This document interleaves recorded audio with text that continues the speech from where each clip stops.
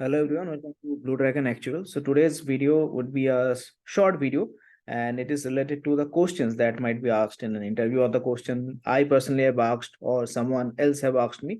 And this is only the part one. There will be two more parts for this sort of series. So what I'll do is today I'll pose the questions and I'll have everyone think about the answers to those questions. If you can, please write in the comment section of the answers to the possible question. It is not required that you would be correct. What is important is the effort that you take to answer those questions, to prepare for those questions. And throughout this next week, I'll be putting the answers for those questions. Mostly the questions are answered in my YouTube channel, but there will be obviously a few which would require further clarity and etc. etc. So I'll be posting the answers throughout this week, maybe one or two videos for answering those questions. Next week I'll have few more probable set of questions which I'll be posting on weekend, and you need to answer those questions once again in the comment section. And yeah, I'll post the video for the answers of those questions, and finally we'll go to the technical question or the software related question in the third part, right? So this is part one or part three of the probable interview questions. And obviously, because of my background in life insurance, I have kind of covered the questions that are from life insurance with slight movement towards the general and health side as well. So without further ado, let's move on to the questions. So the first sort of questions would be in life insurance would be, what are the types of products in life insurance, which product have the highest premium and why? Usually interviewers ask about can you arrange the premium, right, of the products in ascending order, descending order, what are the types of the product, what are the nature of the product. And mind, in today's video I am not going to answer these questions. Obviously in the next week I'll be releasing videos where I'll be answering these questions. So this is your chance to kind of get acquainted with this type of question, develop that frame of mind and try to think from that perspective, and probably write those answers in the comments. So it will help others, it will also help you grow. And that's how you learn, right? Once you dig your answers like that, you'll never forget that answer, right? Difference between with profit and without profit, one of the topic that I've covered multiple times in my YouTube channel. There are multiple videos on that. Types of bonuses, by my experience, I have seen many people, they the answer to this question, they give a simple bonus, compound bonus. So that is not the correct answer. If you are thinking of that answer, then you are thinking in the wrong direction. You have to go to CT5 or CM1, whatever that subject is called, and try to find out what are exactly the types of bonus. And one of my most favorite question, because I can tell you that 99% of the people answer this question incorrectly, is annuity a life product or a pension product? Moving on, questions on reserve. What is prospective reserve, especially the formula for prospective reserve? As a life insurance, actually need to remember that. What is retrospective reserve? Once again, the formula for retrospective reserve. What is the difference between prospective and retrospective? Why is one called prospective? Why is one called retrospective? What is IBNR, incurred but not reported, right? Then what is ALR, which is active life reserve? What is DLR, which is the disabled life reserve? Difference between ALR and DLR, how are these two calculated? It's all this, and ALR DLR is something particular to the health insurance side. If you are appearing for a life insurance interview, even then you might be asked, because there would be riders for life insurance product which are health products. So you might be asked this question, and we do work in ALR and DLR. When can these two be equal? By these two I mean prospective reserve and retrospective reserve. So if you have the answer in your head, then it means that you have studied CT5 or CM1 well. Otherwise, you have just passed the paper. What happens when mortality increases? What happened to the reserve basically? And can reserve actually decrease when the mortality increase? So obvious answer to what happens when mortality increases, the reserve would increase. But can the reserve decrease? Can you think of an alternate scenario when the reserve would decrease despite the mortality rate increasing, right? And then one thing that I have seen people struggle to answer, although they have cleared CT5 or CM1, is the difference between unit reserve and non-unit reserves. How do we calculate unit reserve and non-unit reserve? In fact, last time I had a question on like in my last video, I had a question. What is the difference between unit and non-unit reserve? I don't remember the name of the person. Someone gave a brilliant answer to that question in the comment section. Even I would not have thought of the answer that person has given. And I was like, the question that was asked was, can reserve, like my video was, can reserve be negative? and for that he has given a brilliant answer. And I mean, yeah, I mentioned that I'll be sending some t-shirts with Blue Dragon logo, and he is obviously one of the person who is going to get that. So I'll come back to the in a separate video. I'll touch that touch that part, and I will answer that question. But his response was incredible. The thought process was incredible, and from that comment I learned a lot. Thanks to that person, and I'll soon reveal who that person is, or you can also go in the comment section and you can find out who that person is. How is non-int reserve similar to prospective reserve? Is there a similarity at all? In fact, in one of my interviews, someone asked this question to me, and I was forced to think. I never thought over that line, and then I was forced to think, and I realized the similarity, and I realized that non-unit reserve is quite similar to the prospective reserve. So you have to think from that angle how prospective reserve is calculated. In prospective reserve, we use the assurance factor and the annuity factor. Can the same be used for non-unit reserve, or is it calculated in some different manner? Why is non-unit reserve calculated? All these things should be clear to you when you are appearing for a life insurance interview, and those are very important. One of the another question that was asked is non-unit reserve required in a best estimate, best estimate scenario, best estimate environment, or best estimate regime? What is the answer to that question, right? So you have to so today I'm not going to give the answer to this question, but yeah, obviously over the course of this week I'll be releasing videos where all these answers should be kind of covered. Moving on, one of the very important question: what is asset share? Especially if you have worked on participating product, this is very important. Even if you have not worked on participating product, for surrender, it is very important. So you can see the last question: relation between surrender value and asset share. How we determine the surrender value and how we determine the asset share. Why surrender value is typically given? We say that surrender value is given for saving product. Why is it given? Why it is not given for a term product? That is also an important that is also an important question. Why asset share is used when we have reserve? One of the very important questions. People memorize the definition of asset share, but they don't understand why asset share is calculated, and they usually have a confusion about reserve and asset share. They think both are used for the same purpose, which is not the case. Also, one of the question that I have responded to in a separate video: why insurers sell 90 participating product when 90% of the profit is given to the policyholder? What is the logic? Because you are using your manpower resource, but then once again you are giving away 90% of the profit to the policyholder. So there is a separate video on my channel for that. If you have not seen that video, go and watch it right now. That is very, very important. In my answers that I'll be giving next week, I'm not going to cover this topic because this has already been answered. Also, what is asset share has already been covered in a video, so I'm not going to answer that. And it is already been covered. But the remaining two question, I think that's an important topic, and we can have a separate video on that, and we'll try to answer that to further clarification, right? From the asset side, right? So because actuaries are owner of liabilities, most of the people, even the experienced people, are forgot this sort of concepts, which is kind of covered when CT1 was taught, and I think right now CT1 is merged with some paper. So which is what is convexity, what is duration. So I cleared FRM level on where these topics are covered in detail, and these are very important topics. First of all, why convexity? Why it is called convexity? Why, from where? Convexity obviously means a shape, right? Why is it convex? Why the shape is important? Why it is called convexity? Duration. Why it is called duration? What does duration represent? Right? Why? And these are calculated for bond, right? So why? What does duration represent? How is duration different from the term of the bond? I can tell you 99.99% people would not know the answer for this question right at this time, although they have cleared CT1. So they have never thought why duration is different from the term of a bond. Term of the bond can be 10 years. Can duration be also 10 years? Or is more than 10 years? Or is less than 10 years? They are not clear.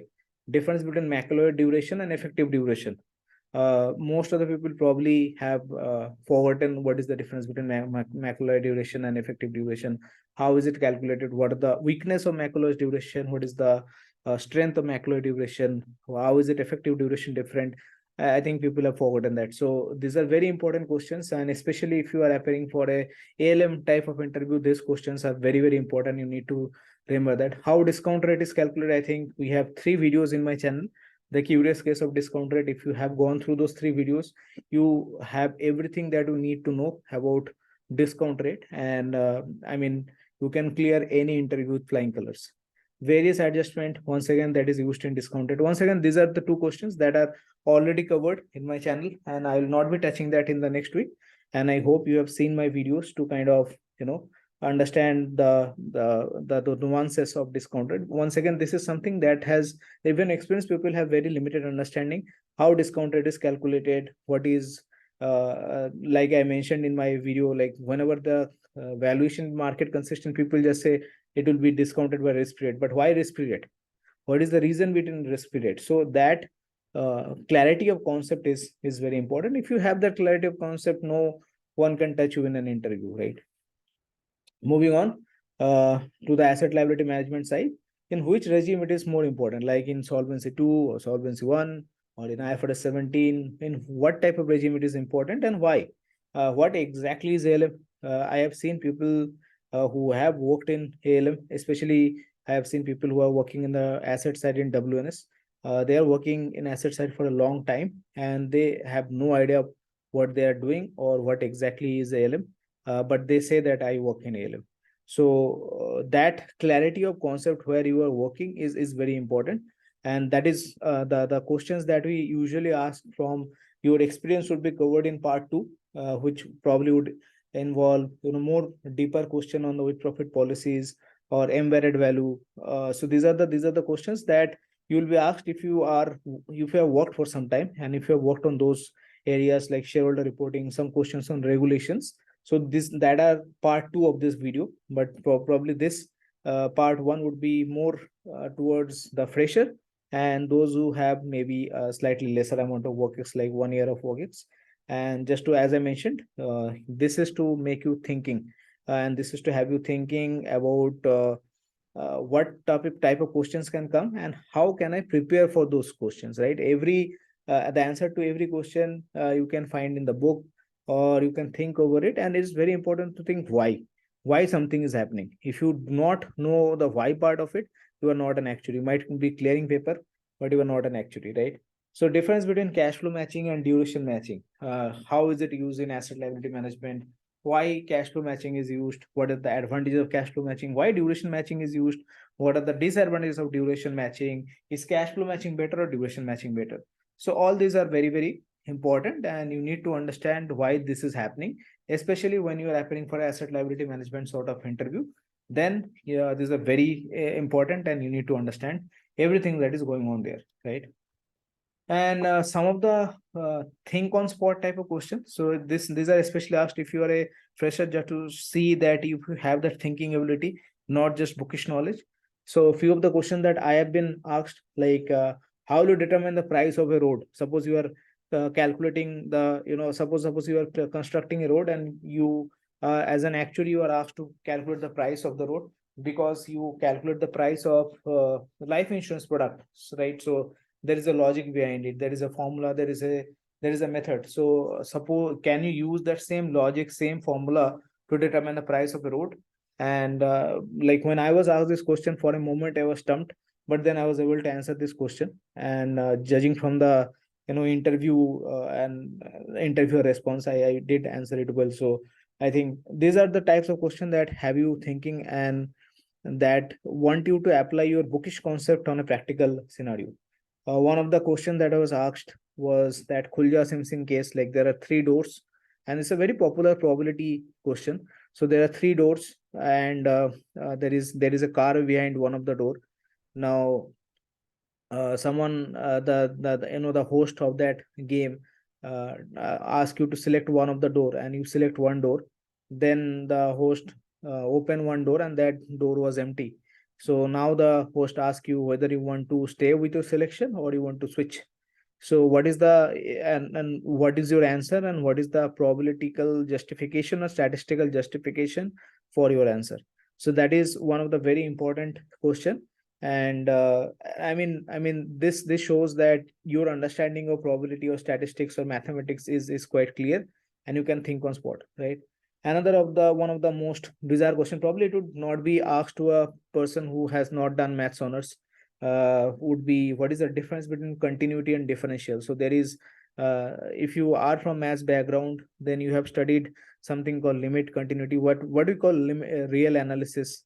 So there is a concept and differentiation and continuity, and how, when something can be differentiable, when a variable or function can be differentiable, and when it is continuous. So these are the questions that are not from the actual side, but it depends on the interviewer background.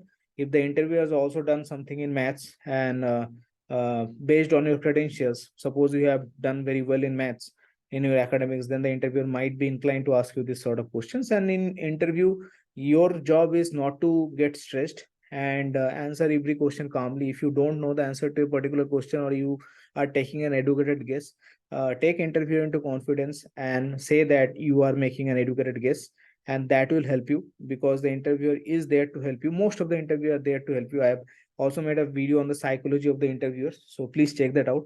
There will be few interviewers who are not there to help you, who are there to show up, but I believe most of the interviewers in today's world especially would be there to help you.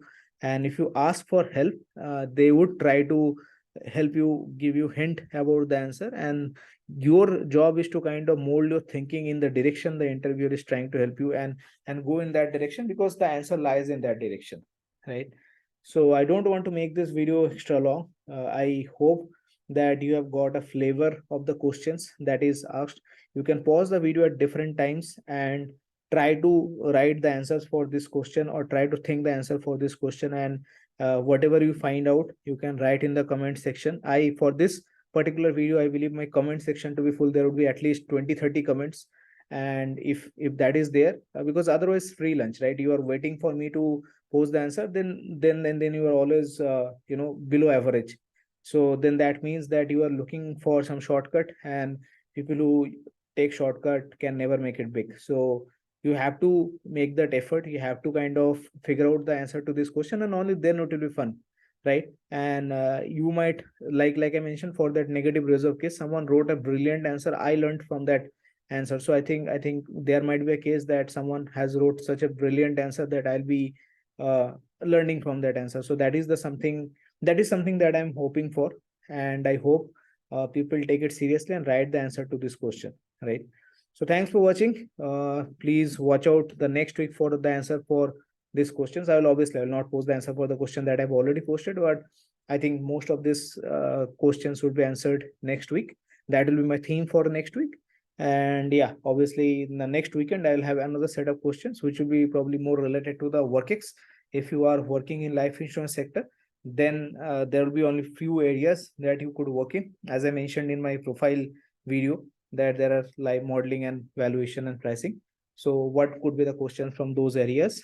And finally, the last video on this topic would be on the the software position, like questions from GGO Axis, or question from Profit, those sort of questions. So thanks for watching. Please hit the like button if you like the content of this channel, and you can also provide feedback or comment about what you want to see. Also, if you are watching this video for the first time in my channel, please consider subscribing to my channel and hit the bell icon for immediate notification. Thanks for watching, and see you in future videos.